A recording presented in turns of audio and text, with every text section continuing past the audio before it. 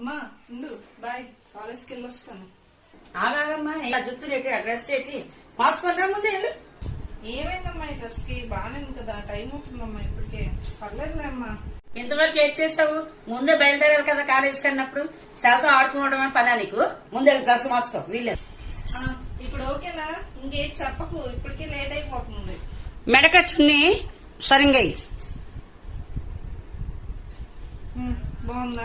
ఇప్పుడు ఓకే బాగుంది. మొత్తానికి అప్పలంలా తయారు చేసావు అయితే నన్ను. ఏంటే అప్పలం అంట నువ్వు? నా రోజుల్లో ఇలా కాదు, 14 సంవత్సరాలకే ఇంట్లో వాణిలు వేయించు తెలుసా మా అమ్మ నాన్నలు. ఎందుకంటే ఉమ్మడి కుటుంబం, పెదనాన్నలు ఉంటారు, అన్నదమ్ములు ఉంటారు, చిన్నాన్నలు ఉంటారు, అందరూ ఉంటారు. మేమైతే ఇంట్లో కూడా లంగావాణిలతోటే ఉండేవాళ్ళం తెలుసా. ఎందుకంటే అప్పుడు నైట్లు నైట్ డ్రెస్సులు గట్రా ఏమి లేవు. ఇప్పుడు మీకు నచ్చినట్టు మీరు ఇంట్లో బానే ఉంటారు. బయటకు వెళ్ళినప్పుడు జాగ్రత్తగా వెళ్ళాలి కదా, ఎందుకంటే మీరు తిరిగి వచ్చినంత వరకు మా భయం మాది.